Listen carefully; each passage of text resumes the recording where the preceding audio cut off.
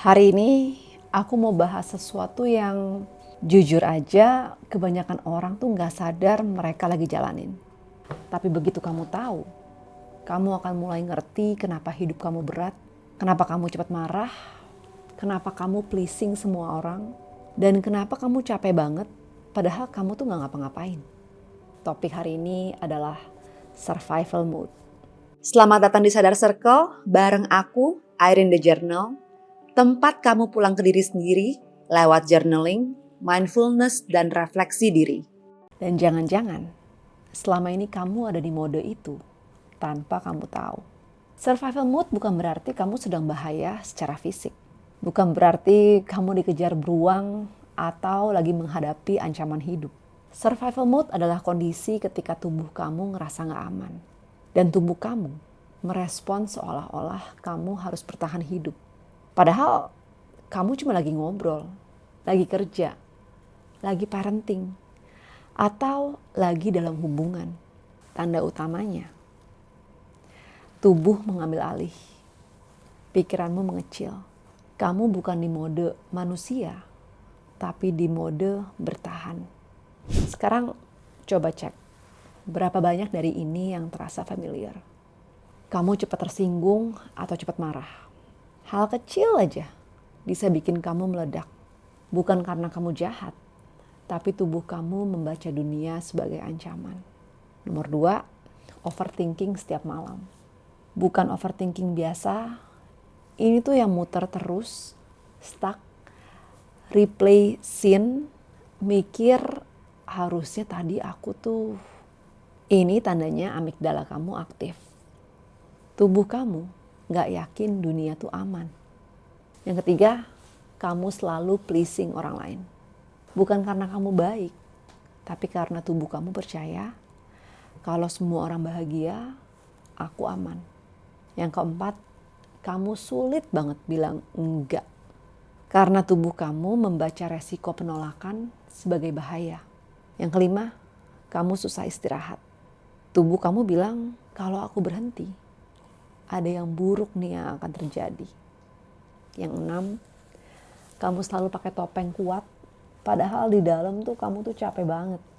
7, kamu ngerasa gak layak menerima.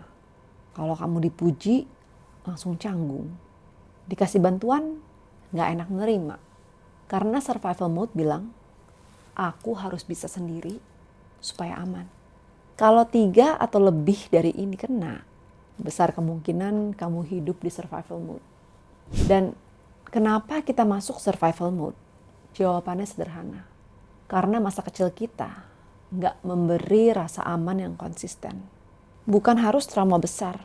Kadang cuma orang tua yang sering marah. Kamu disuruh ngertiin terus. Kamu jadi anak yang harus bisa. Kamu dibesarkan dengan standar yang tinggi. Kamu jadi mediator keluarga. Kamu dapat cinta hanya kalau kamu perform. Dan ketika itu semua terjadi, tubuh kamu tuh belajar, aku aman kalau aku nurut, kalau aku bikin orang lain bahagia, gak bikin masalah, perform terus, selalu bisa, selalu mengalah. Dan itu menjadi default setting.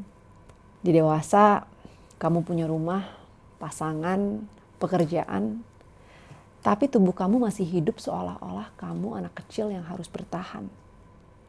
Ketika survival mode aktif, tubuh kita masuk ke fight, flight, freeze, or fawn. Kortisol kita akan naik, nafas kita pendek, sistem logika atau prefrontal cortex kita mengecil, dan sistem alarm, amigdala, membesar.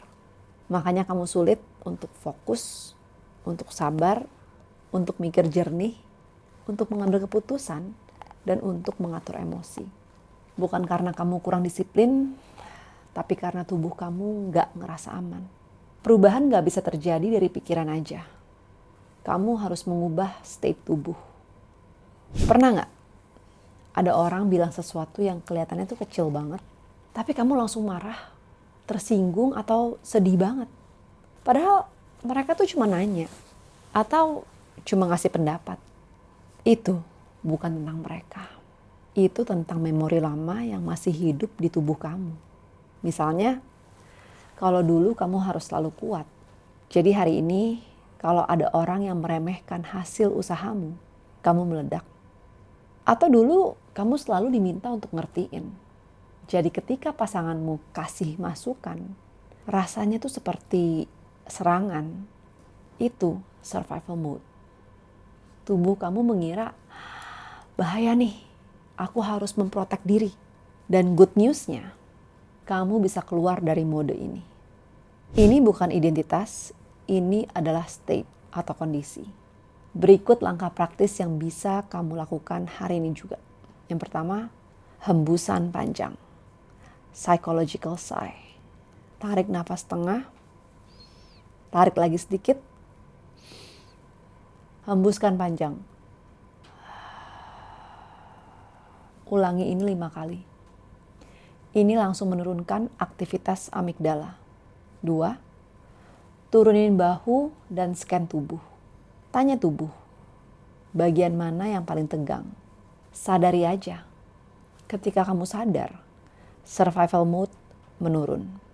Yang ketiga, sentuh dada dan bilang pelan, aku aman sekarang, aku gak perlu bertahan, dan tubuh kita merespon sentuhan lebih cepat daripada pikiran. Yang keempat, kenali pola fawn atau pleasing. Setiap kali kamu bilang iya, padahal kamu mau bilang tidak, pause sebentar, nafas, lalu pilih ulang.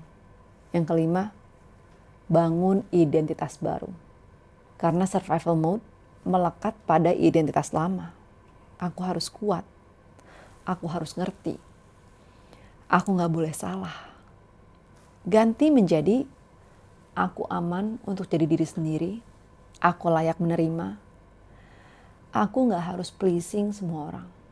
Sekarang mari kita tutup mata sebentar, tarik nafas, hembuskan. Lalu tanya ke tubuhmu, bagian mana yang paling tegang hari ini? Rasakan saja, sadari dan amati, tanpa perlu dianalisa atau dikoreksi. Lalu, bayangkan ketegangan itu berubah menjadi bentuk atau warna. Visualisasi letakkan objek atau warna itu ke depanmu. Lalu tanya pada objek atau warna itu, pesan apa yang selama ini kamu bawa? Apakah itu aku harus kuat? Aku harus ngertiin semua orang? Aku harus buat semua orang merasa aman? Atau mungkin ada pesan lain? Amati saja dan sadari, tanpa perlu dianalisa. Lalu, pelan-pelan bilang, terima kasih udah melindungi aku sampai hari ini. Sekarang aku udah aman. Sekarang kamu boleh istirahat. Tarik nafas dalam. Buang. Tarik nafas. Lepas. Rasakan tubuhmu sedikit melunak. Itu tanda survival mode mulai turun. Kalau setelah dengar video ini kamu ngerasa, pantesan ya aku capek terus. Atau, oh ternyata ini bukan salahku. Atau ternyata tubuhku cuma butuh rasa aman. Maka kamu baru aja melakukan langkah pertama, yaitu keluar dari autopilot survival mode. Kalau kamu siap untuk hidup dengan identitas yang baru dan keluar dari survival mode, kirim ke DM aku Limitless. Terima kasih udah nonton, sampai ketemu di video berikutnya.